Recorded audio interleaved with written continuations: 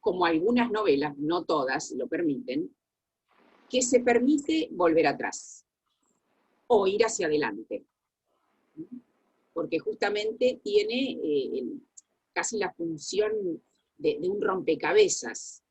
Cada pieza va armando esta novela, pero no tanto como el juego que hace Cortázar con Rayuela, proponiendo las instrucciones de leerla de otra forma, porque en el caso de Rayuela hay una narratividad que tiene que ver más con el siglo XX.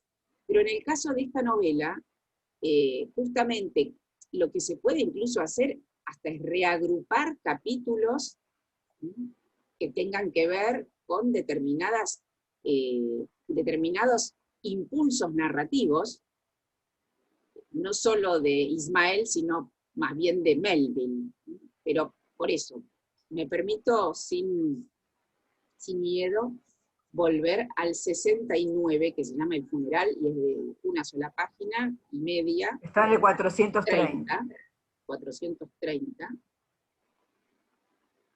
Y es cuando despiden, igual en la pizarra yo les mandé algunas frases que no había tenido en cuenta y que me parecía importante compartir. Así que van a tener distintos reordenamientos, pero vamos con el funeral. Van despidiendo una ballena una vez que, digamos, se quedaron con todo lo necesario. Porque tampoco creo que leímos, no, pero eso vamos hacia allá, ¿no? La relación con el esperma, pero eso es más adelante. Arriba las cadenas, suelten el esqueleto. Así empieza el capítulo. Los grandes aparejos ya han cumplido con su deber. El cuerpo blanco de la ballena desollada y decapitada resplandece como un sepulcro de mármol, y aunque su color ha cambiado, su volumen no ha perdido nada perceptible. Todavía es colosal. Se aleja lentamente flotando. El agua a su alrededor hierve de tiburones insaciables y el aire está infestado de vuelos de pájaros rapaces y estridentes, cuyos picos son otros tantos puñales irreverentes sobre la ballena. Vean qué belleza, ¿no? Obviamente estamos hablando de un cadáver, de lo que queda, pero esta idea de los picos de los pájaros como cuchillos irreverentes. El vasto fantasma blanco y sin cabeza flota cada vez más lejos de la nave, y a cada brasa, varas cuadradas de tiburones y varas cúbicas de aves parecen multiplicar su algarabía asesina. El barco, casi inmóvil, contempla durante horas y horas ese horrible espectáculo. Bajo el cielo límpido y apacible, sobre el hermoso rostro del mar dulcísimo, acariciado por brisas alegres, esa gran masa muerta se aleja flotando hasta perderse en perspectivas infinitas. Es un funeral penoso y burlón. Los buitres del mar llevan piadoso luto. Los tiburones del aire están impecablemente vestidos de negro o con manchas negras. Pocos de ellos habrían acudido en ayuda de la ballena si por azar ésta los hubiera necesitado en vida, pero todos se precipitan piadosamente al banquete fúnebre. Oh, espantosa rapiña de la tierra. Pero la cosa no acaba así. Como el cuerpo ha sido profanado, un espectro vengativo sobrevive y ronda para infundir pavor. Alguna tímida nave de guerra o un barco de exploración aturdido llegado desde lejos lo avista cuando la distancia que oculta la tempestad de pájaros aún permite vislumbrar la masa blanca que flota al sol y la blanca espuma que hierve a su alrededor. Enseguida unos dedos temblorosos asentarán la aparición del inocuo cadáver en el cuaderno de bitácora. Bajíos, rocas y arrecifes en estas partes. Atención. Después, quizás durante años, las naves evitarán ese lugar, saltando sobre él como las necias ovejas saltan sobre una nada, porque una vez su guía saltó en ese mismo lugar cuando alguien se lo ordenó con un bastón. Miren las comparaciones increíbles. La oveja que salta sobre una nada, porque es una nada señalada. O sea, todo lo que está diciendo Melville, obviamente, tiene un carácter simbólico toda la novela. Esa nada, por supuesto, es la nada del lenguaje, la nada con la que lidiamos nosotros, no con la que está lidiando la oveja. Pero Melville la ubica y la retrata. Esa es la ley de los precedentes. Esta es la utilidad de las tradiciones. Esta es la historia de la obstinada supervivencia de viejas creencias nunca arraigadas en la tierra y que ahora ni siquiera flotan en el aire. Esta es la ortodoxia. Miren a dónde llega con la nada de la oveja. Porque lo que él busca narrar es qué pasa con lo que nos precede. Y no solamente con lo filogenético, digamos, no está hablando tampoco de la cuestión de la historia contada, pero claramente habla de la humanidad todo el tiempo. Así, mientras el cuerpo de la ballena pudo ser en vida un verdadero terror para sus enemigos, su espectro apenas es un pánico inerme para el mundo. ¿Crees en fantasmas, amigo mío? Hay fantasmas que no son el de Cock Lane, y también hombres mucho más profundos que el Dr. Johnson para creer en ellos. Aquí hay algunas cuestiones en este final. Primero, una pequeña disquisición que tuvimos al principio de la lectura del Call Me Ismael. Si es llamadme Ismael, llámame Ismael, con respecto a la cercanía que tiene el narrador con el lector, si es un ustedes o si es un lector, uno por uno. Y de algún modo nos pareció más afortunado pensar el llámame para que esté más cerca Ismael de cada lector. Después justamente vamos a ver la disquisición entre el uno y la masa, ¿no? Entonces, aquí lo retomamos porque dice, ¿crees en fantasmas, amigo mío? Y ya no es todos los lectores, es amigo mío, que me estás acompañando durante toda esta lectura. Porque así como yo necesité contar esta historia, ya que soy el único sobreviviente, uno a uno. Eso por un lado. Después, Cock Lane, les leo directamente la nota que puso Costa Picasso en relación a este Silvia, ¿no ¿sí? podés levantar un poquito el sonido? Lo tenés que levantar vos. No, yo estoy al máximo. Bueno. Me puedo acercar un poco. Sí, no, hay momentos que no se escucha muy bien. Yo también lo escucho, Silvia. Bien. Bueno, ¿y ahí me escuchan si me quedo bien cerquita? Sí. Ahí. Sí, más cerca se escucha mejor, me parece. Bueno. Es mejor, perdón, es mejor con auriculares, se concentra más el sonido. La otra vez probé, lo que pasa es que acá no los tengo en el taller. No, nosotros sí, nosotros ponés, okay. te llega más. Tiene razón, claro, es cierto. Si tuvieras, Lelia, auriculares. Sí, vea, los tengo en la valija. Bueno. Acá no. Bueno, me acerco y entonces tendrán así un plano muy, muy recortado, pero no importa. Lo que importa es la voz. En el capítulo 69, justamente, de la edición de Costa Picasso, que es una edición también muy interesante, desde el punto de vista de la traducción y las notas, aclara Costa Picasso, Lelia, te muteo, ahí está. Sí. Bien. El fantasma de Cock Lane es una expresión que significa un cuento de terror inexistente. En 1762, en una casa de la calle Cock, en un distrito de Londres, se oían albadonazos que, según Mr. Parsons, el dueño de la casa, era obra del fantasma de Fanny Kent, que había muerto súbitamente. Esperando chantajear al marido de Fanny, Parsons hizo correr el rumor de que él la había matado. Muchos curiosos de Londres acudieron para oír los ruidos. El Dr. Johnson, que es el famoso Samuel Johnson, una referencia importantísima de la literatura inglesa, el doctor Johnson y otras personas instruidas investigaron los supuestos fenómenos sobrenaturales. Con el tiempo se descubrió que los ruidos los hacía la hija de Parsons de 11 años. Parsons fue condenado a la picota. La historia figura en The Life of Samuel Johnson, de Boswell, que es un libro de referencia también de Borges, La vida de Samuel Johnson. Casi que es más importante el libro de Boswell sobre Samuel Johnson que lo que Samuel Johnson escribió, aunque también es muy importante Samuel Johnson, por supuesto, ¿no? Pero se considera la vida de Samuel Johnson, para quienes les interesen las biografías, como la biografía canónica, una de las mejores biografías que se han escrito. Y sigue siéndolo, excelente, no quedó en la historia.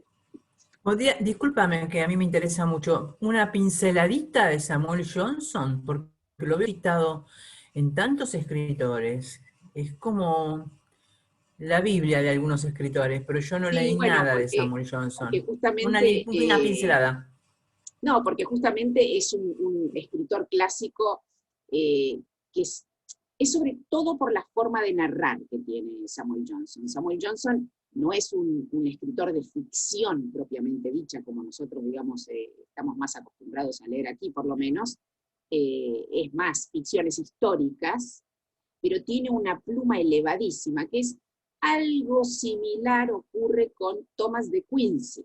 Justamente por eso yo voy a tomar a Thomas de Quincy en nuestro trayecto. En general, Samuel Johnson y Thomas de Quincy tienen esa excelsitud del lenguaje que alcanzan algunos. No por erudición, sino por una suerte de manejo de la herramienta, como pocos, ¿no? Sobre todo el inglés, ¿no? El inglés de Samuel Johnson siempre fue muy, muy elogiado. Entonces, vamos ahora a donde ustedes me habían dicho que estábamos, que es la nuez. 476, ¿verdad? Silvia, y Borges, lo de Borges está en Borges Profesor. Ahí también. Sí. A ver si te entendí, quizás yo me apresuré a entenderte.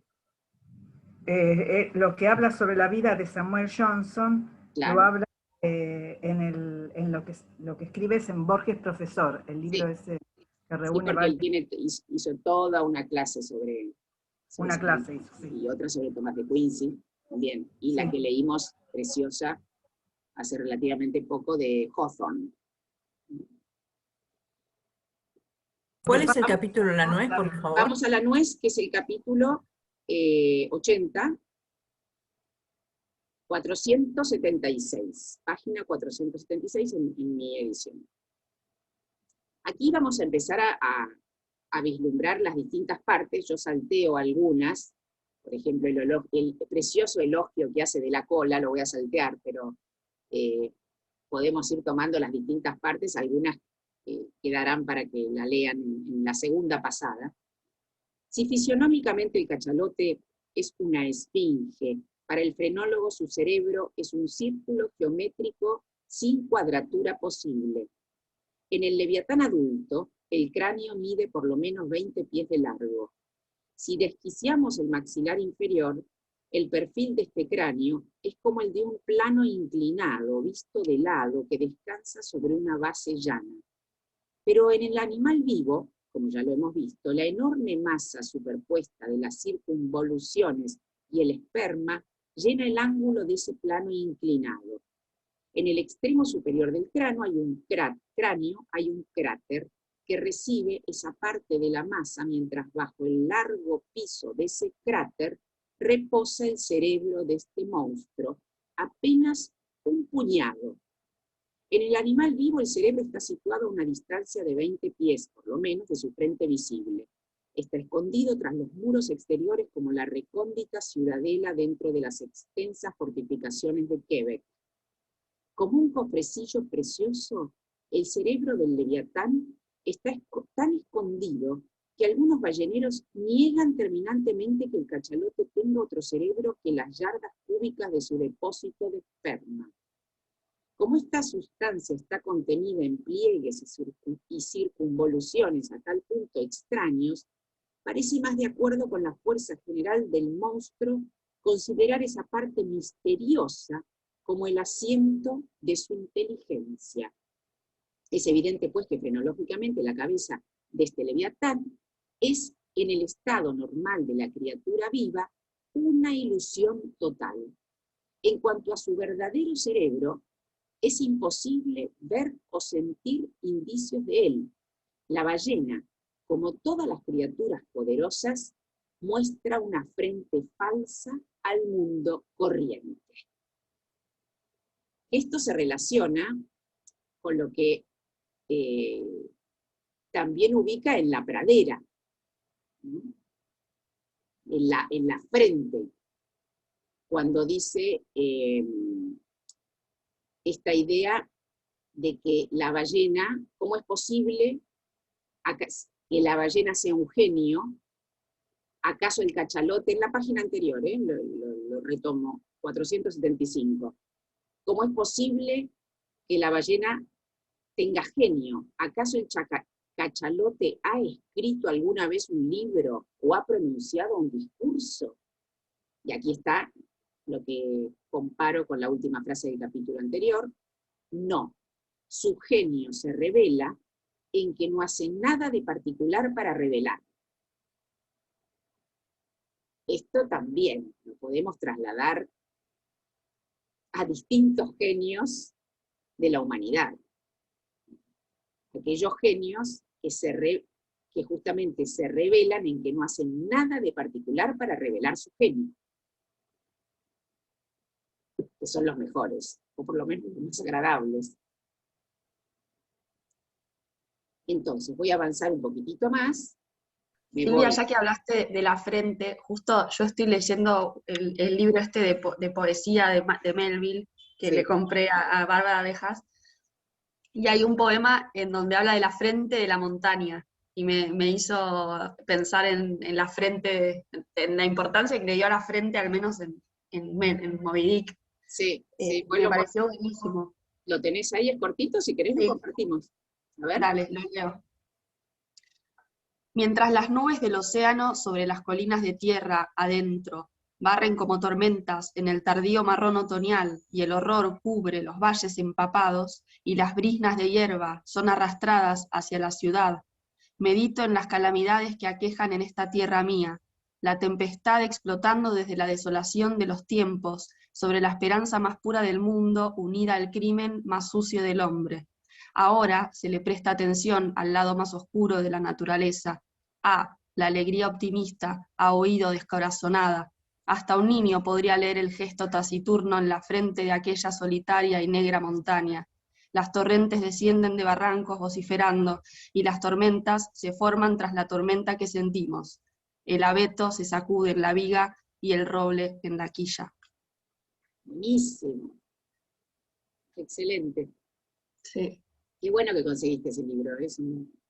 Acompañar esta lectura con los propios poemas de Melville es una muy buena combinación. Me voy ahora al capítulo que tiene que ver justamente con el chorro, que se llama La Fuente, página, pero voy a empezar.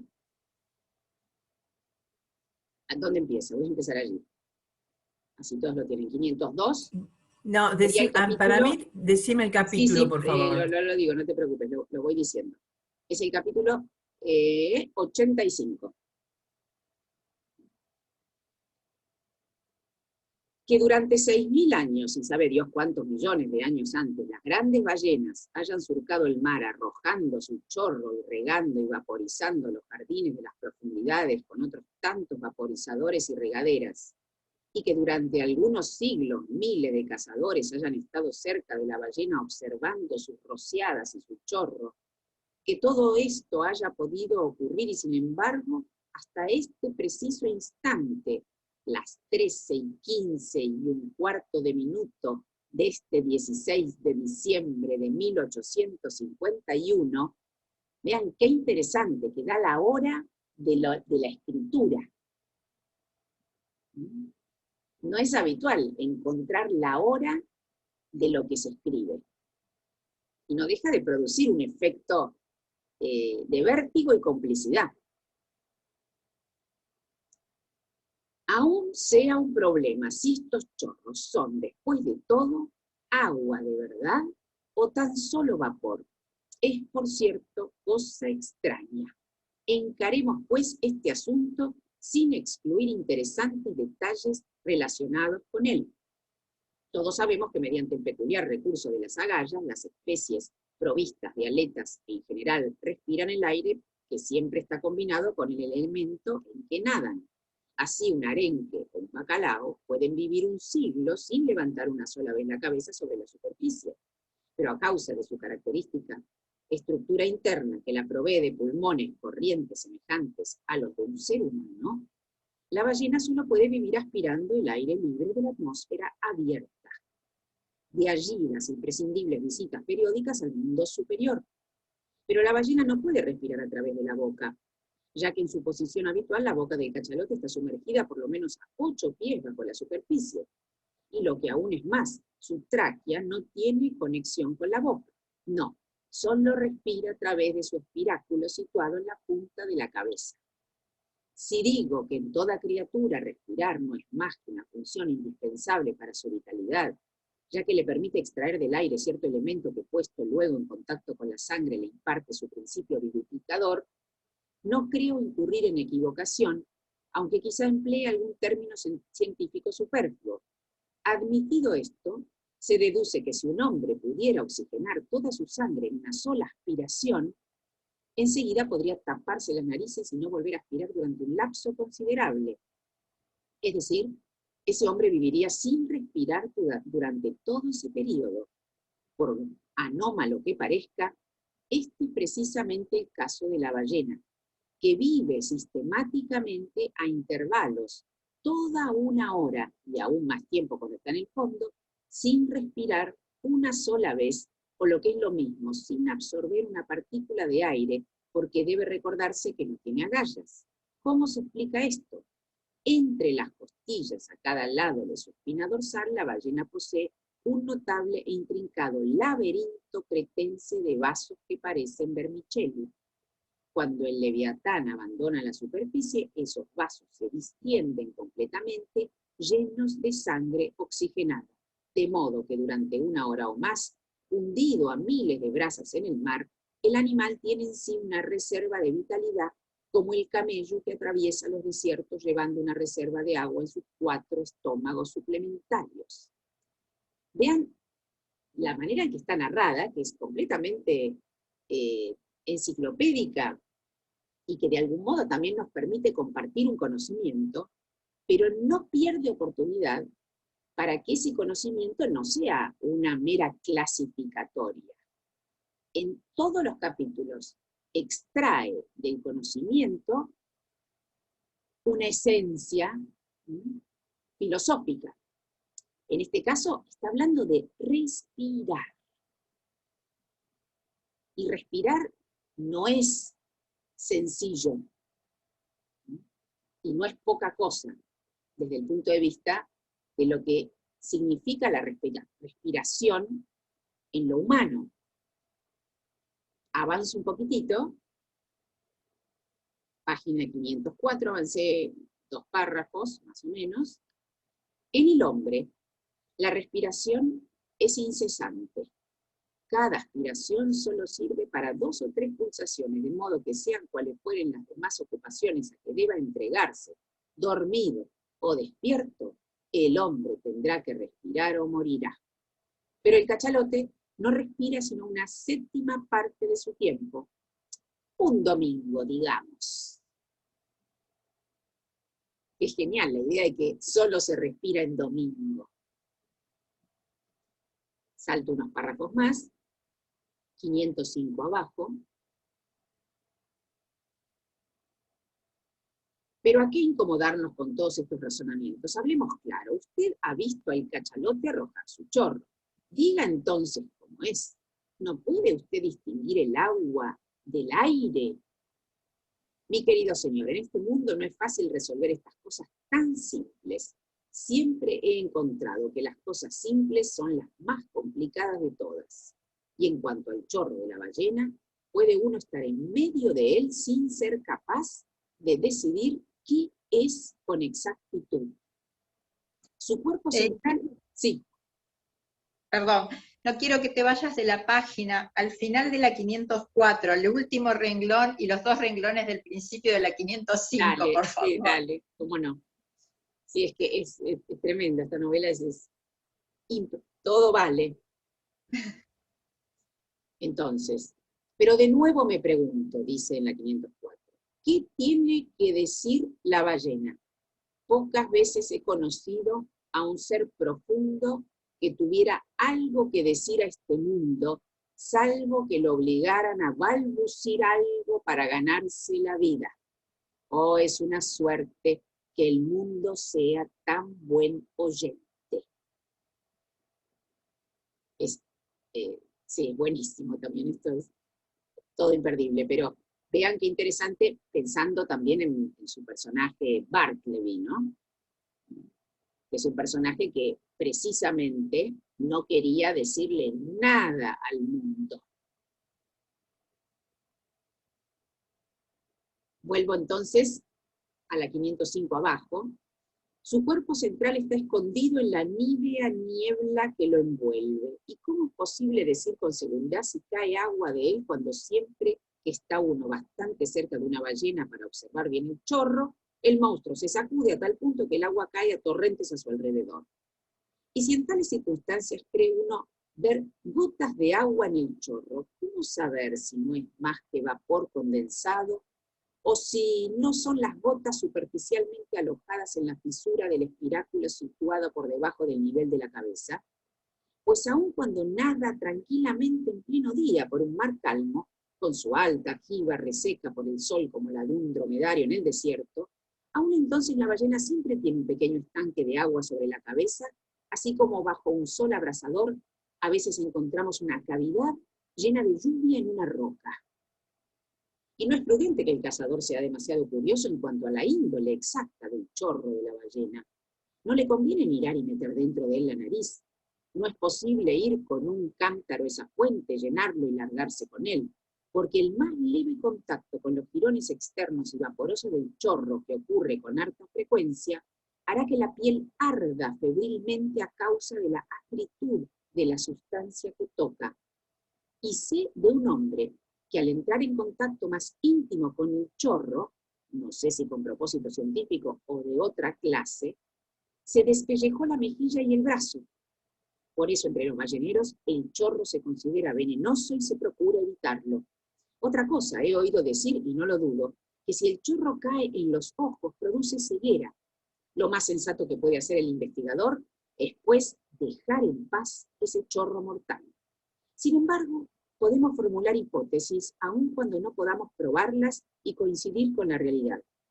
Mi hipótesis es la siguiente. El chorro no es más que niebla. Entre otros motivos, llego a esta conclusión impulsado por consideraciones relativas a la dignidad, a la sublimidad intrínseca del cachalote. No lo juzgo un ser común y bajo, puesto que es un hecho indiscutible que nunca se lo encuentra en las aguas poco profundas o cerca de las costas. El cachalote es a la vez ponderoso y profundo, y estoy convencido que de la cabeza de todos los seres ponderosos y profundos como Platón, Pirro, el diablo, Júpiter, Dante, vean la serie, lo pone al diablo con Platón, con Júpiter, sube un vapor apenas visible cuando lucubran hondos pensamientos. Mientras trabaja en un breve tratado sobre la eternidad, mientras trabajaba en un breve tratado sobre la eternidad, se me ocurrió colocar un espejo ante mí. Al poco rato vi que la atmósfera reflejada en él se agitaba y ondulaba sobre mi cabeza. Bueno, pueden probarlo. La decepción va a ser que no haya nada. o lo que estamos pensando es irrelevante, o nuestro genio no alcanza a ser visible.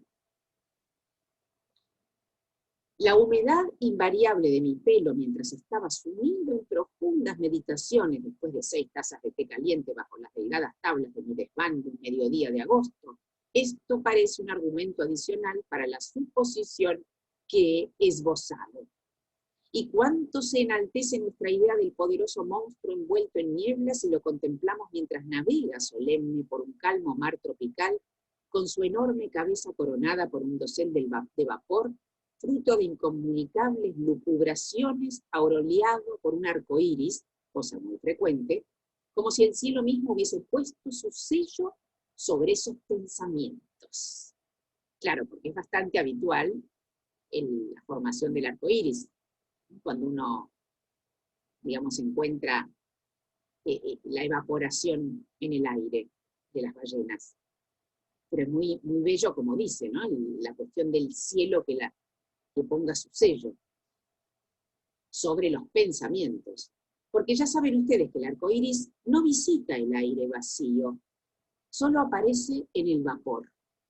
Así, a través de todas las densas nieblas de las oscuras dudas de mi mente, se encienden de cuando en cuando divinas intuiciones que iluminan mi bruma con un rayo celestial. Y doy gracias a Dios por esto, pues todos tienen dudas, muchos niegan, pero pocos entre los que dudan o niegan tienen intuiciones. Aquí todo el trabajo, además, que realiza Melville sobre la creencia, ¿no? Podríamos hasta pensar que es una novela sobre la creencia.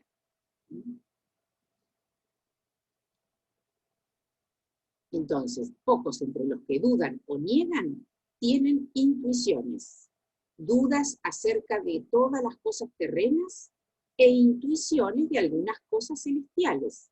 Esta combinación no nos hace creyentes o incrédulos, pero nos convierte en hombres que consideran con mirada imparcial a creyentes e incrédulos.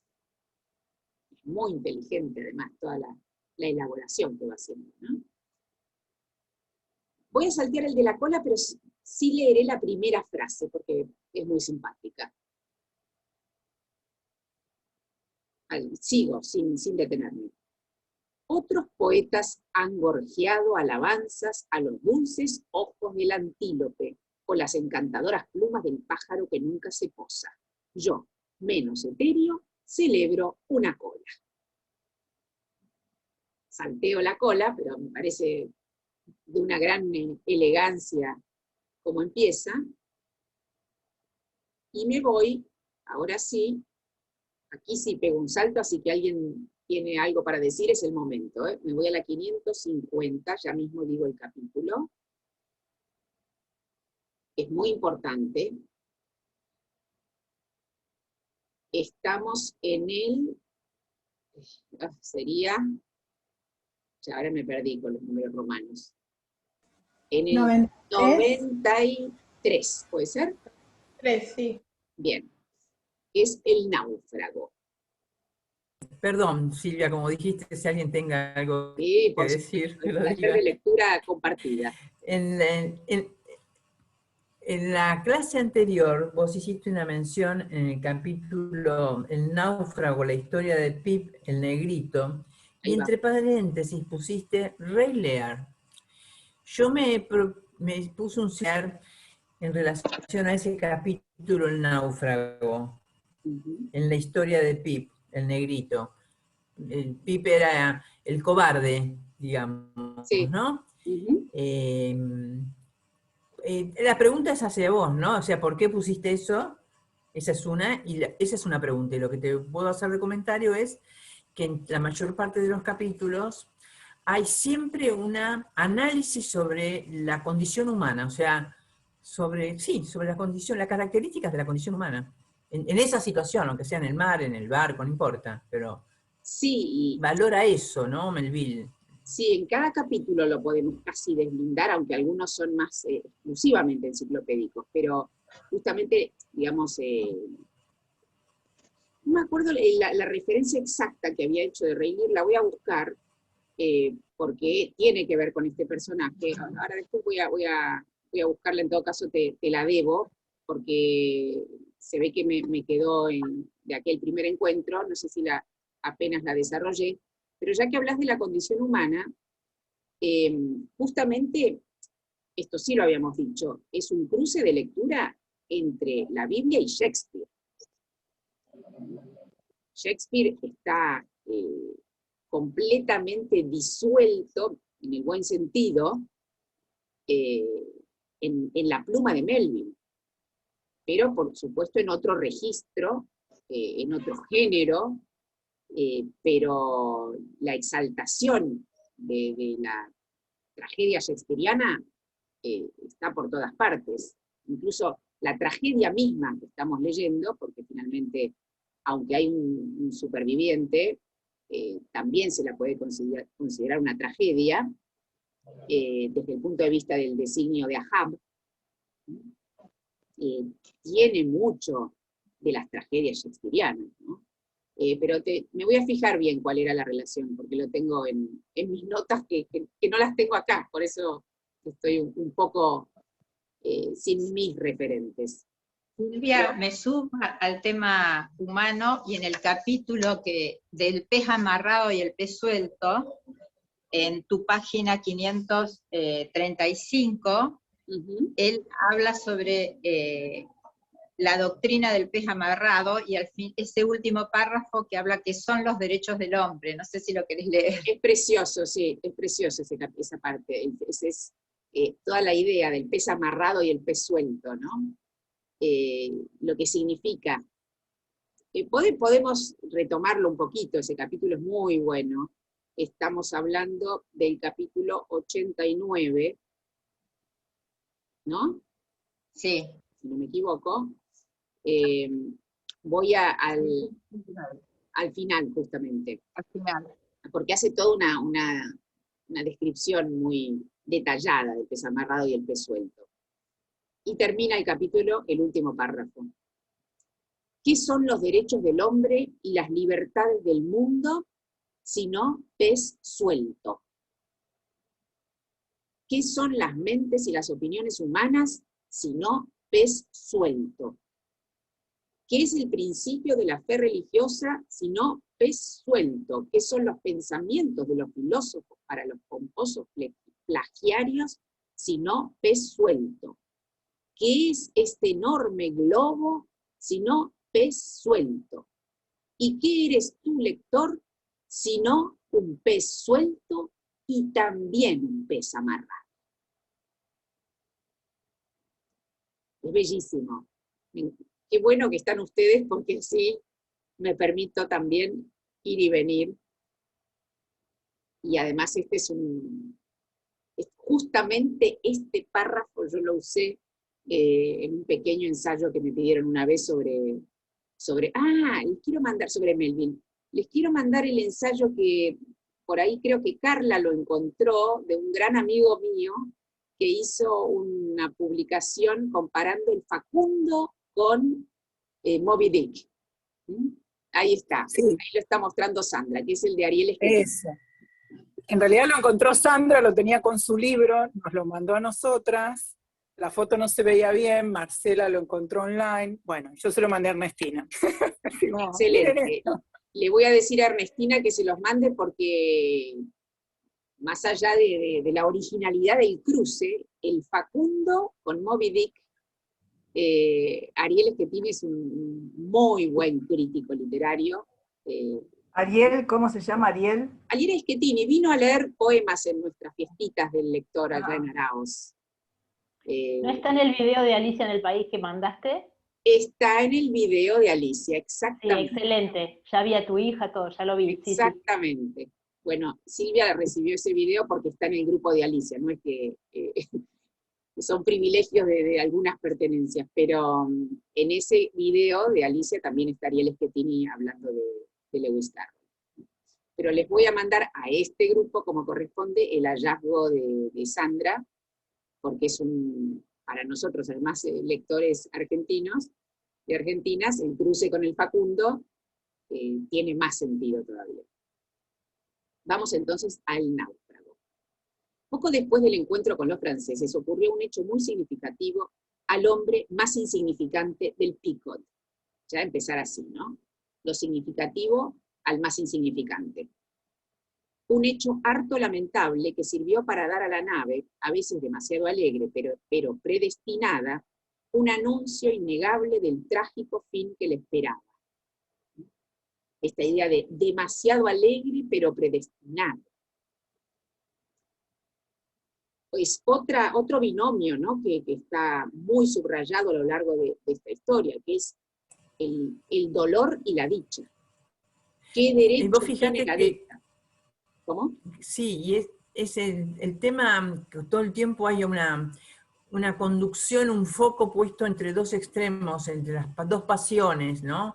La de la monomanía por un lado y por el otro lado la de la melancolía, porque la melancolía también es otro modo, ¿no? En relación a algo perdido, pero digamos también de la manera de la pasión, ¿no? Son dos extremos que constantemente él va y viene.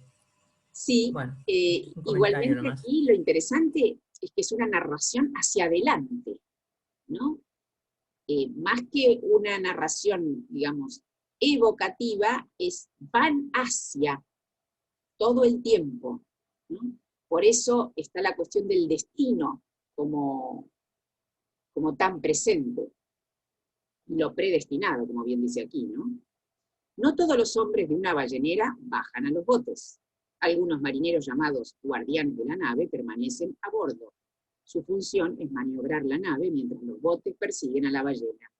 Por regla general, estos guardianes son individuos tan rudos como los que forman la tripulación de los botes, pero si hay a bordo un hombre demasiado flaco, o torpe, o temeroso, es seguro que oficiará como guardián.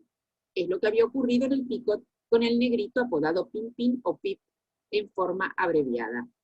Pobre Pip, ya les he hablado de él, sin duda recordarán su pandero, aquella dramática medianoche de lúgubre desenfreno.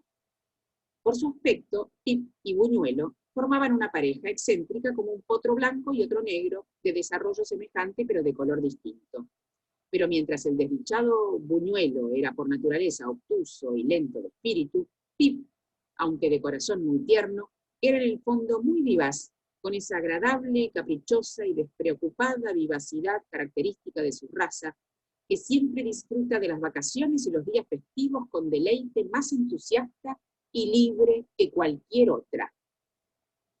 Y además qué bueno haberlo llamado Pip, porque sí, casi desde el punto de vista sonoro ya tiene la representación. Recuerden que el inglés es una lengua particularmente facilitadora de la relación entre la onomatopeya y el significado. Vieron que hay muchas palabras en inglés que se dicen como suenan. Esto es fantástico. Blow, ¿no? Por ejemplo. Bueno, está lleno de palabras que el sonido es la palabra. Y aquí, por eso, me detengo en pip, ¿no? Que pip. ¿Pero qué quiere decir pip? No, el sonido, no lo que significa. Justamente, la gracia del inglés, en ese sentido, es que toma sonidos. Por ejemplo, lo que explota, hace blow. Estoy tomando como el juego de la onomatopeya que se convierte en significado. Y pip, ya el sonido es un sonido alegre, hasta la P es altiva, como si realmente fuera el sonido de una persona entusiasta, libre y festiva. Si uno pregunta, ¿cómo hace una persona entusiasta, libre y festiva? Hace pip. En ese sentido lo digo.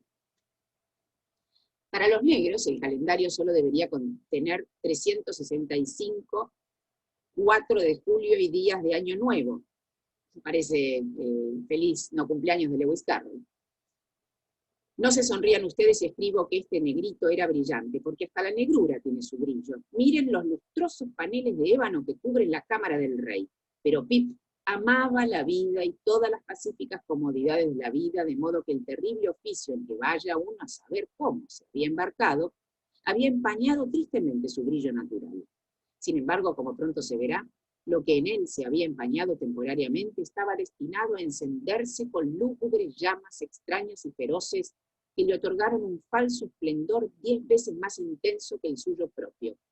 En su nativa Toland, en Connecticut, había animado con su violín muchas fiestas en los prados, convirtiendo con sus alegres carcajadas el cerco del horizonte en un pandero estrellado de sonajas, a la hora melodiosa del crepúsculo. Así, aunque en el aire límpido del día la gota diamantina de agua pura detenida en un cuello surcado de venas azules resplandece de salud, cuando el experto joyero quiere mostrarnos el diamante de modo que nos impresione más su brillo, lo pone contra un fondo oscuro y no lo ilumina con la luz del sol, sino con algún gas antinatural. Entonces surgen estos destellos infernales y soberbios, y el diamante deslumbrante y perverso, que alguna vez fue el símbolo más divino del cristal de los cielos, parece la joya de una corona robada al rey del infierno. Esto se llama saber describir. Pero sigamos con nuestra historia. Durante la busca del ámbar gris, el remero de popa de Stubb se recalcó una mano y quedó imposibilitado por algún tiempo, de modo que Pip debió reemplazarlo. La primera vez que Stubb bajó al mar con él, Pip demostró mucha nerviosidad, mas por fortuna, esa vez pudo evitar un contacto muy íntimo con la ballena y se las arregló para no portarse en forma demasiado vergonzosa, aunque después de observarlo, Stubb lo exhortó a que se armara de coraje, ya que podía necesitarlo mucho. Pero, la segunda vez que bajaron al mar, el bote enfiló hacia la ballena, y cuando el pez recibió el lanzazo, dio su consabido golpe en un lugar que el azar eligió justamente bajo el asiento del pobre Pip. El involuntario terror del momento hizo que el negro saltara del bote sin soltar los remos, llevándose consigo la parte de la línea que le pasaba ante el pecho, de modo que cayó envuelto en ella al agua. En ese instante la ballena herida emprendió una carrera enloquecida. La línea se puso tensa de inmediato, y el pobre Pip apareció entre la espuma apretado contra la tornapunta del bote, despiadadamente arrastrado por la línea que le ceñía el cuello y el pecho. Tashtego estaba de pie en la proa, encendido por el ardor de la caza. Odiaba a Pip por su cobardía. Arrebató el cuchillo del bote, acercó el filo a la línea y, devolviéndose hacia Stubb, preguntó: ¿corto? Mientras tanto, Pip, ya con la cara azul y medio ahogado, clamaba: ¡corta en nombre de Dios! Todo ocurrió como un relámpago, en menos de medio minuto. ¡Corta, maldito sea!, rugió Stubb. Y así, la ballena se perdió y Pip se salvó. En cuanto se recobró, la tripulación cubrió al pobre negrito de insultos e invectivas. Stubb dejó que se evaporaran esas maldiciones irregulares y después, en el tono simple de un hombre de negocios, pero siempre en su estilo a medias burlón, maldijo a Pip oficialmente. Hecho lo cual, le dio un montón de consejos no oficiales. Lo esencial puesto: nunca saltes de un bote, Pip, salvo, pero el resto fue indefinido, como lo es siempre el mejor consejo. En general, pegarse al bote es el lema de la caza de ballenas, pero hay casos en que es preferible saltar del bote.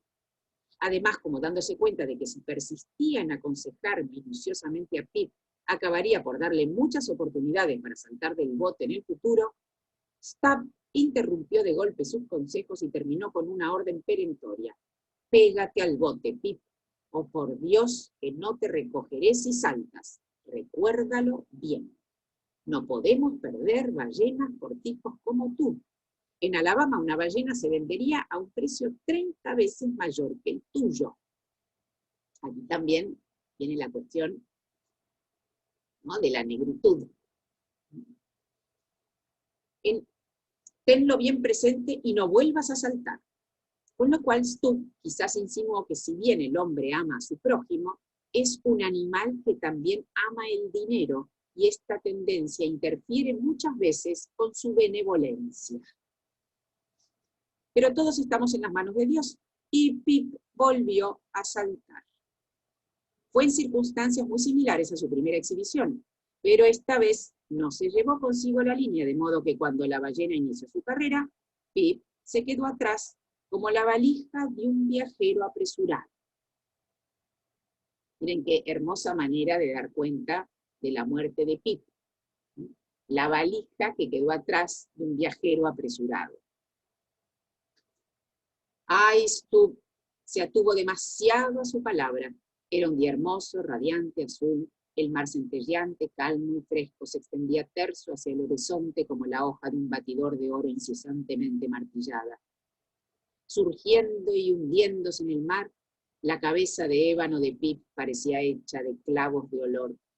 Ningún cuchillo se había levantado en el momento de su rápida caída.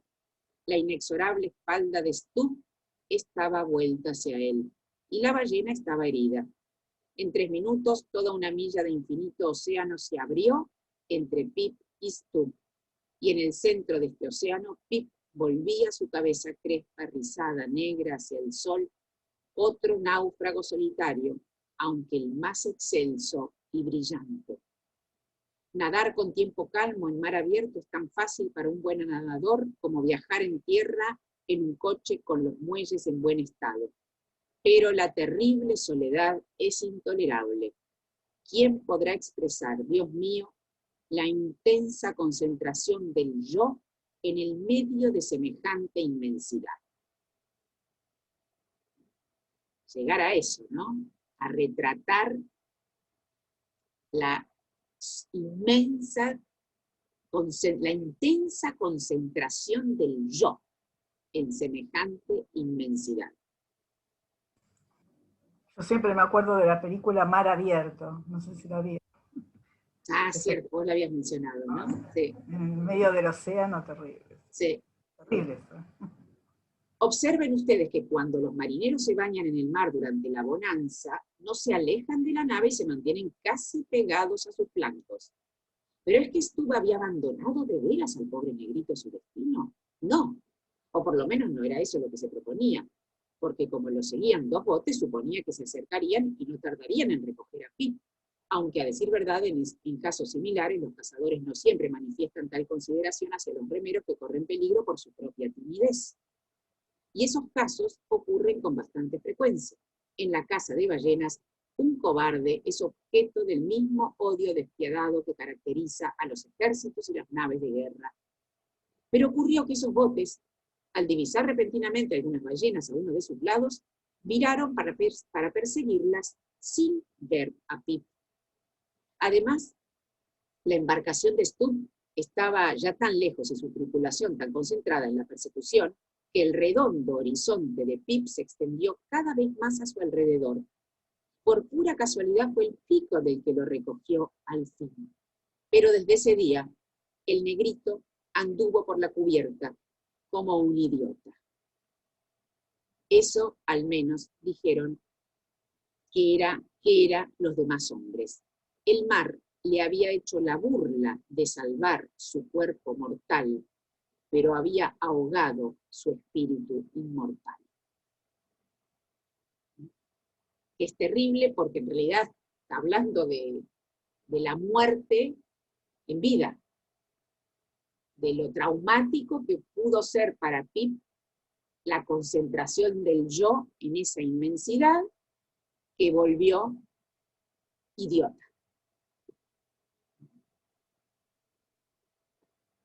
Pero para poder narrar esto, primero hay que dar cuenta del espíritu de Pip, porque si no, no sabemos qué muere. Decirlo así simplemente no tiene sentido si antes no conocimos a Pip, al saltarín, al que tocaba la pandera, al que tocaba el violín, al que alegraba la tripulación, siendo un cobarde. Aunque no estaba del todo ahogado, más bien parecía transportado a abismos maravillosos, donde formas extrañas del intacto mundo primitivo se deslizaban ante sus ojos muertos. La sabiduría, esa sirena avara, le revelaba sus tesoros amasados, y entre las inmensidades alegres Sin corazón y siempre jóvenes, Pip veía multitudes infinitas de insectos del coral que levantaba desde el cielo de las aguas la esfera colosal del universo. Y veía el pie de Dios sobre el pedal del telar, y le hablaba. Por eso sus camaradas lo llamaban loco. Así, la demencia del hombre es la cordura del cielo. Contrafrase tremenda. La demencia del hombre es la cordura del cielo. Y al alejarse de la razón mortal, el hombre llega al fin a ese pensamiento celeste que es para la razón absurdo y delirante, y en la dicha o la desgracia se siente tan resuelto e indiferente como Dios. Como Dios. Ya no, criaturita, criatura de Dios. Como Dios. Por lo demás, no culpemos demasiado a Stun. Hechos como estos son comunes en la pesca. Y al fin de este relato se verá que a mí también me estaba reservado un abandono semejante. Siempre me gustó cómo el narrador se equipara a Pip en el abandono, porque es un personaje muy, muy risueño y triste, el de Pip, y el abandono, de algún modo, es también algo que se está todo el tiempo produciendo en este viaje. Cuando se supone que ellos abandonan la Tierra, en realidad abandonan la Tierra para experimentar el abandono. En un apretón de manos, que es el capítulo siguiente, salto 2 párrafos nada más, pero vamos a ver esta relación tan próxima que tiene, tan física. Hay algo, eso seguramente lo habrán notado, en la lectura y en las excelentes traducciones que estamos compartiendo, lo física es no solo esta novela, sino la escritura, cómo hace de lo físico una suerte de relato espiritual. No me acuerdo en qué grupo hablábamos justamente de la decadencia de la descripción, ¿no? A fines del siglo XX, la descripción estuvo como en tema de discusión, la descripción en la literatura. ¿Para qué dedicarle tanto tiempo a retratar un rostro si finalmente qué importa si la nariz es esbelta o si los pómulos resaltan o qué traje lleva esa persona, o ese personaje más bien? ¿De qué sirve la describirlo? ¿Es un regodeo del escritor? Si no tiene sentido en la trama, lo único que hay que describir es lo que incida. Y en el caso de Melville, justamente describe, hace una descripción al detalle, y uno podría pensar, ¿acaso es un regodeo? No, la descripción es el antesala o la radiografía necesaria para poder ver lo invisible, o lo que no se ve a simples ojos. Por eso, no son descripciones cuestionables desde el punto de vista de la inutilidad en la trama, todo lo contrario, vuelven la novela casi en sí misma un animal. Y ahora vamos a ver qué pasa con el esperma, ¿no? Cuando ya tienen la ballena y trabajan cada una de sus partes para capitalizar la caspa. Voy abajo de dos párrafos, salto nada más, de un apretón de manos. Mientras estaba cómodamente sentado con las piernas cruzadas sobre la cubierta después de los penosos esfuerzos en el cabrestante, bajo un apacible cielo azul, y la nave se deslizaba serenamente bajo las velas indolentes, Mientras bañaba mis manos en esos glóbulos leves y blandos de tejidos interpenetrados, recién coagulados, que se deshacían opulentos entre mis dedos y liberaban toda su abundancia, como la uva madura suelta el vino, mientras aspiraba ese aroma purísimo que se asemeja al olor de las violetas primaverales, les aseguro que viví en una pradera musgosa. Olvidé por completo nuestro horrible juramento y en ese inefable esperma lavé mis manos y mi corazón. Casi empecé a dar crédito a la vieja superstición de Paracelso, según la cual el esperma posee la rara virtud de aplacar el ardor de la ira. Mientras me sumergía en ese baño, me sentí divinamente libre de toda forma de mala voluntad o petulancia o malicia. Aquí encontramos 3 atributos que Melville subraya justamente como lo denostable: mala voluntad, petulancia y malicia, como lo peor. ¿Qué capítulo estás? Porque no me perdí Ahí el mismo, capítulo. ahí el que sigue, o sea, en el 94.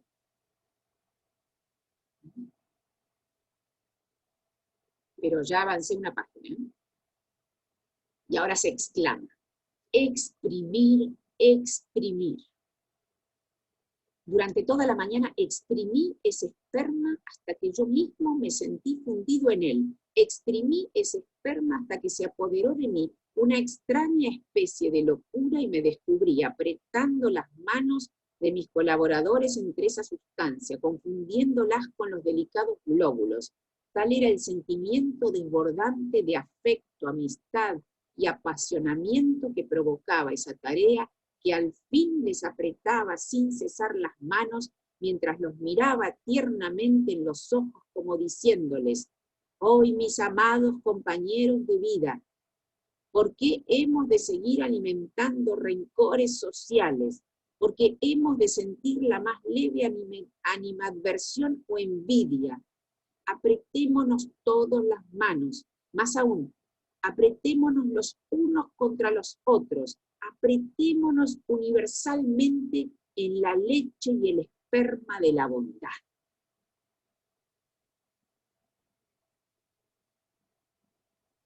Que también es un canto, esta novela, dentro de lo que hablábamos de lo humano, a la bondad.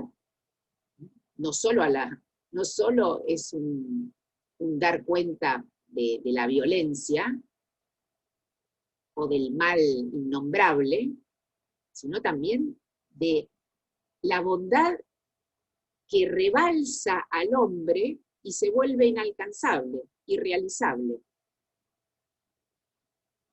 Ojalá hubiese podido seguir experimentando ese esperma durante toda la vida, pues ahora que al cabo de muchas largas y repetidas experiencias he advertido que el hombre siempre acaba por reducir su idea de la felicidad alcanzable, sin situarla ya en alguna zona del intelecto o la fantasía, sino en su mujer, en el corazón, en la cama, en la mesa, en la montura, en el hogar, en la patria. Ahora que he advertido todo eso, estoy dispuesto a exprimir eternamente el esperma. En los pensamientos de las visiones nocturnas he visto largas filas de ángeles en el paraíso, cada uno con una jarra de esperma en las manos. Vean qué hermoso lo tangible que quiere volver la bondad, y sobre todo la cuestión, hay una palabra que la estoy buscando, que es cuando algo es pletórico. Pletórico, no me venía la palabra, ¿no? Es como abundante de dicha y de alegría, abundante. Bueno, de aquí nos vamos, de la bondad y lo abundante nos vamos al dolor. en la página 565, ahora te digo el capítulo, ahí nomás, no me fui muy lejos. Es el capítulo 96, que se llama Las refinerías, pero en ese capítulo avanzo 2, 3 páginas.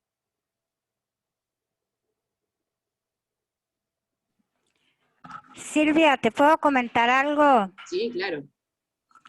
En esta parte, cuando él habla de que habla de la hermandad, que la adrenalina de la masa, o sea, de ese conjunto de hombres que alcanzan el objetivo, hace que se borren todas las diferencias. Sí. Pero una vez alcanzado el objetivo, después vuelve el individuo. Sí. Es muy utópico este párrafo, es una utopía en realidad, porque es imposible que ese estado de hermandad permanezca en el tiempo, más allá de haber alcanzado el objetivo. Y lo asimilo, por ejemplo, en un partido de fútbol, cuando tu equipo hace un gol, en una manifestación política, en una movilización social. Ahí te pensás que todos somos iguales, todos somos hermanos, pero después se diluye eso y vuelve el individuo, ¿no? Sí, y por eso justamente es muy lindo el título de ese capítulo, ¿no? Que es Un apretón de manos.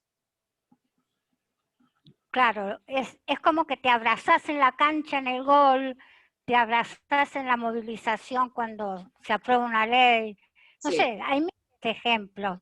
Es la adrenalina lo que te hermana, ¿no? Al alcanzar el objetivo. Pero la condición humana puede más. Bueno, por eso esta novela retrata, es una paleta muy amplia de la condición humana, porque va justamente del amor a la violencia, ¿no? Claro, es muy utópico. Yo lo sentí muy utópico, ¿no? Bueno, nada más que eso. Quería agregar alguna cosita, ¿puede ser? Por supuesto. En el malestar en la cultura, Freud habla del sentimiento oceánico, justamente, ¿no? Un sentimiento de religiosidad que hermana, ¿no? y une a todos los seres humanos. Me acordaba porque, bueno, es como una expansión del yo que abarca a todos los otros, y lo que decía recién la compañera era, bueno, la contrastación cuando, digamos, eso desaparece, empieza a aparecer más el yo individual, ¿no? Digamos, en contraposición con ese sentimiento oceánico, ¿no? que puede hermanar a los hombres. Además, interesante, sentimiento oceánico. Oceánico, ¿no? buenísimo. ¿Freud utiliza la palabra oceánico? Sí, Freud utiliza la palabra sentimiento oceánico y está en el malestar en la cultura en el primer capítulo. Mirá vos, qué De bueno. ese texto, sí. Buenísimo. Entonces, aquí lo importante que me gustaría señalar, y después sigo pasando en la página 565, es la relación entre dicha y dolor. Cuando él dice, el hombre más sincero entre todos fue el hombre de los dolores. Y en la página siguiente, el final de ese capítulo, estoy hablando del capítulo La refinería siempre, cuando dice, podría invertirte y sensibilizarte como a mí en esta ocasión, y dice la frase que yo les pasé en la pizarra, hay una sabiduría que es dolor, pero hay un dolor que es locura. Hay una sabiduría que es dolor, pero hay un dolor que es locura. Y ya que estaban hablando ustedes justamente del individuo, y un poco Silvia cuando hacía alusión a las manifestaciones o a la cancha, justamente un poquito más adelante, es muy interesante cómo comienza el capítulo del carpintero. Me fui más lejos, pero después vuelvo, Esta ida es para volver nada más. Me fui al capítulo 107, pero vuelvo. Páginas es 614, que es el párrafo que yo les mandé en la pizarra. Es un capítulo dedicado a un personaje, es precioso el capítulo del carpintero, así como puede dedicarle un capítulo a la cola de la ballena, al esperma, al cráneo, al chorro, también las descripciones que hace de los personajes son tan, es como si fuera tridimensional, abarcara espíritu y forma. Y la del carpintero en particular, en el capítulo 107. Vean el comienzo. Siéntate como un sultán entre las lunas de Saturno y considera al hombre en su más alta abstracción, solo. Te parecerá un prodigio, una grandeza, un dolor. ¿Ven? Qué preciosa descripción. Como si uno, siéntate como un sultán entre las lunas de Saturno y considera al hombre en su más alta abstracción, solo. Ya pensando que la soledad es la abstracción del hombre. Te parecerá un prodigio, una grandeza, un dolor. Pero desde el mismo púlpito considera a la humanidad en masa y verás que en su mayoría te parecerá una multitud de duplicados innecesarios, tanto en el espacio donde coinciden como en el tiempo en que se suceden. Aquí hay otra cosa. Justamente, como insisto, estamos dentro de la literatura norteamericana y con uno de sus fundadores, lo individual, más allá del apretón de manos y de esta filiación momentánea tan poderosa que estaba en el capítulo anterior, lo individual también es la posibilidad de una experiencia única. Por eso está diciendo que a veces estar solo, si bien duele, es un prodigio. Entonces, juega con lo individual y la masa. ¿Sí, Liliana? Sí, sí. Hay un psicoanalista de niños que se llama, el apellido es Winnicott, sí. Es un analista de niños, y él habla de la capacidad de estar solo. Que eso se puede observar en una sesión con un niño, que una cosa es el estar solo, y cuando el niño juega y habla, sin que haya un otro, él habla de la capacidad de estar solo, que no tiene nada que ver con la soledad. Es un poco, que me parece, a donde estás apuntando. Sí, sí. Que tiene también contactar con el sí mismo. Pero vean cómo Melville tiene en cuenta la situación, por un lado, de inmensa camaradería, pero también de soledad profunda, ¿no? Sí. Que no es el aislamiento, no es lo mismo que el aislamiento. Casi como la condición humana, ¿no? Sí. Me hacía acordar al viejo y el mar de Hemingway también, ¿no? Trae mucho toda esta temática. Y Conrad, ¿no? nuevamente Conrad, ¿no? Cuando dice que el hombre está solo, muere solo como cuando duerme. ¿No? Algo así era, Carla, la frase, vos que estás más conradiana ahora. O el hombre no me la acuerdo puntualmente, hombre, pero era algo así. Sí. Vive como muere, creo que era, ¿no? Solo. Algo así. Sí, sí. El acto de nacer y de morir es un acto en soledad. Claro, cierto. Bueno, que habla de la unicidad del hombre como ser único, especial, algo maravilloso. Maravilloso, pero siendo único y solo, Duele. Único. Bueno, sí. Duele. Sin duda, pero sí. La unicidad. Y ahí en el tema este del, disculpen, pensamiento oceánico también, ahí es Freud donde él desarrolla el ideal, ¿sí? Y la diferencia entre los ideales, que tiene que ver con un proceso de sublimación, y las ideologías, como las logias. Y yo creo que él apunta más al tema del ideal, de las representaciones, de los ideales y de las identificaciones. Por ahí, que con esto del fútbol que decían que nos identificamos con algunos colores, que no tiene que ver con la ideología. No, tiene que ver. El psicoanálisis, todo lo que tiene que ver con ideología, entra dentro de lo patológico, ¿no? Porque no hay individualidad. Silvia pone caras. Bueno, es todo un tema el de los ideales y la ideología. Lo que pasa es que acá tenemos además disciplinas distintas, porque estamos, Silvia, vos estás más con el derecho y el pensamiento filosófico, y es cierto que el psicoanálisis apunta a ubicar una diferencia entre los ideales y la ideología, que ubica lo patológico en la ideología. Así que bueno, son discusiones interdisciplinarias.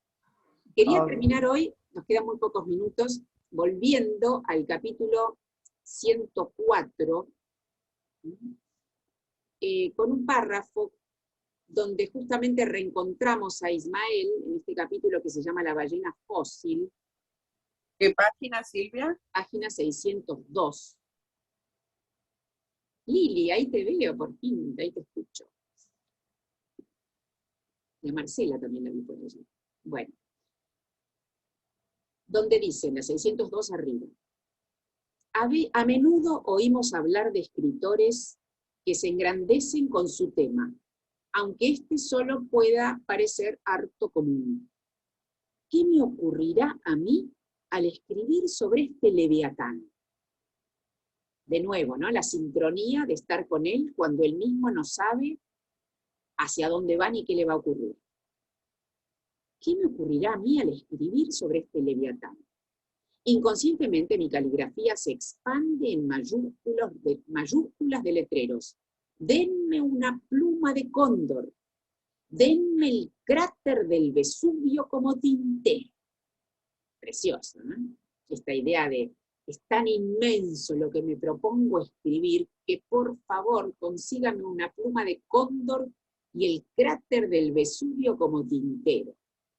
Sostengan mis brazos, amigos, porque en el simple acto de escribir mis pensamientos sobre este leviatán, estos pensamientos me agotan, me consumen con la extensión de su envergadura, como si quisieran incluir todo el ámbito de las ciencias y todas las generaciones presentes, pasadas y futuras de ballenas, hombres, mastodontes, con todos los mudables panoramas de los imperios terrestres y del universo entero, sin excluir los suburbios. Tal es la virtud magnificadora de un tema inmenso y libre. Crecemos con su volumen. Vean qué preciosa la tarea retratada de lo que se propone en realidad Melville aquí, ¿no? Podemos trasladarlo a la pluma de Ismael como alter ego, ¿no? Pero es muy original que, siendo una novela de aventuras, porque también lo es, vamos a ver, sobre todo en el último encuentro, el próximo es el desenlace, la gran aventura final de toda esta historia, entra en acción el Picot, pero siendo una novela de aventuras, estamos tan cerca de Ismael, del escritor, del personaje escritor. Otra vez el individuo y la inmensidad, ¿no? Como él como escritor individuo ante la inmensidad de un tema que obviamente lo excede, y de hecho la longitud de este libro puede dar cuenta de que seguramente él podría seguir escribiendo, ¿no? Más de lo que estamos viendo. Y un poco la ballena blanca como la página en blanco. Es otra inmensidad. La página en blanco es el vacío y la inmensidad. Y aparte hay un rasgo muy importante acá, que cuando habla de esta característica del escritor es también el límite que se produce entre la gran ambición. Si uno no tiene una gran ambición o un gran desafío, tampoco puede producir nada de alguna manera. Es una entrega. Es un desafío con tratar de resolver algo, es como poder inventar algo, uno podría decirlo de alguna manera. Si no apuesta a eso, se queda con las pulgas, sería. Se queda con las pulgas. Algo así, ¿no? Como dice la frase siguiente. Usando la palabra que está acá. Sí, exactamente. Claro. Bueno. Qué llamativo, ¿no? Que tanto a Quijote como a Hab se los traten de locos, ¿no? Así me conmovió mucho la compañera que dijo que la ideología era una patología, y me puse a pensar que por suerte en la literatura los locos no tienen esa exclusión, ¿no? De decir que bueno, que es patológico o no es patológico, sino que están incluidos en una totalidad. Yo creo que el único discurso que puede incluir a la totalidad del hombre y de la humanidad es el literario, el artificio literario. Así que bueno. Qué linda esa idea. Muy buena. Por eso estamos aquí, la tripulación de lectores. ¿Te puedo hacer un comentario a esto de que dice este compañero, que no lo pudo ubicar? Pero efectivamente hay que hacer una diferenciación entre ideología como cosa, si uno la quiere ubicar como el orden de la patología. La ideología tiene más una connotación política, ¿no? Y los ideales, o los ideales mayúsculos, eso sí puede conducir a la imposibilidad, entre lo posible y lo imposible. Ahora, cuando uno habla de ideología, se mete más en el campo semántico de la política, exacto, no tanto de la literatura. Sí, por eso es diferente, y la política también necesita de ideologías para poder desarrollarse. Así que, pero bueno, estamos en el territorio, me gustó justamente ahora que vamos a volver a leer el Quijote, algunos por primera vez.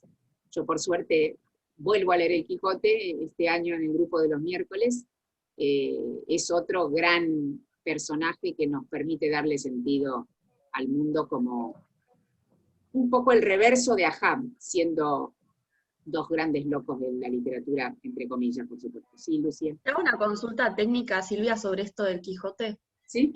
Porque yo siempre me incorporé a tus talleres con las obras particulares, nunca me subí como a un grupo fijo, pero este año quisiera hacerlo y me gusta este horario, porque el de los miércoles, me encantaría leer el Quijote, pero el de los miércoles es quincenal, ¿no?